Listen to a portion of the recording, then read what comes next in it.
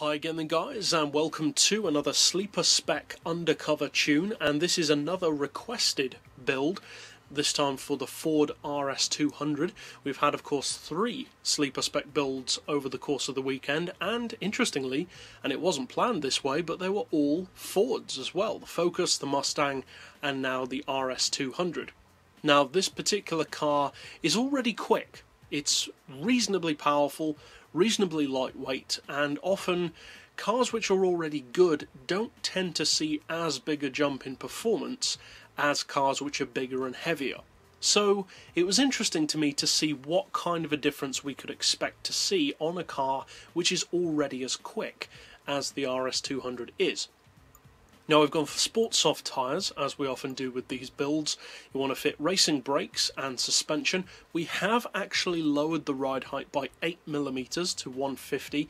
You don't have to do that. If you want to keep it completely authentic to the original, then you'll want to leave that on 158 front and rear, but you can't really tell much of a difference. For the springs we've got them on 725 and 8, the dampers on 4, anti-roll we've left on 3, we've got neutral camber and tow. As far as the gearbox in this one, we've made the gears a bit closer in ratio to get through that gearbox and really make full use of it. So we've got an auto setting of 162, then individual gears of 3.2, 2.1, 1525, 1175 and 950. With a final drive of 4.1. As far as the diff, we've got the lowest initial torque to keep the handling loose, and then the acceleration and braking as high as possible to really help with turn-in, both when you're slowing down and speeding up. And I've opted for a torque split of 40-60. You could go higher, of course, if you want the car to be heavier around corners, and lower for the opposite. And obviously you want to do nothing to the power and nothing to the weight, not even an oil change. So that's it overall for the tune. Now let's take it out to a relatively big track, Sierra, to see what kind of a difference in actual lap times a car which is already pretty good can make.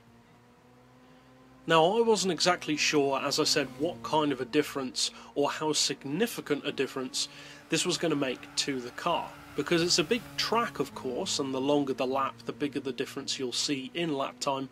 But when I was driving the car in its stock form before tuning it, it already feels like a pretty good car. It is a quick car, and as many homologation vehicles are, especially rally homologation cars, they handle tight twisty roads really well anyway. So was the difference really going to be that significant?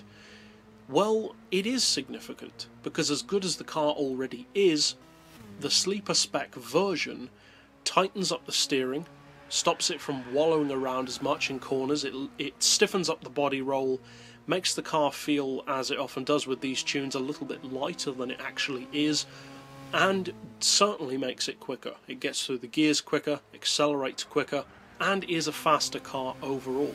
I would say it's also a little bit easier to drive, ironically enough. So, what difference did it make?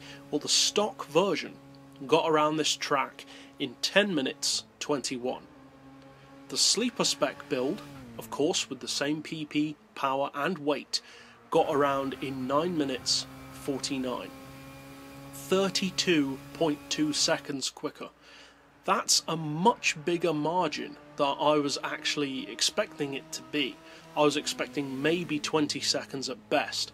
So that's a pretty huge difference. Now of course on a smaller track you won't see anywhere near that much of a gap.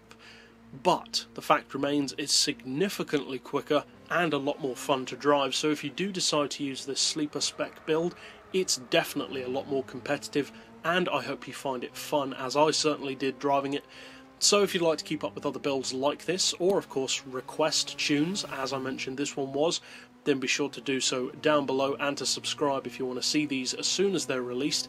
But for now, as always, thanks for watching.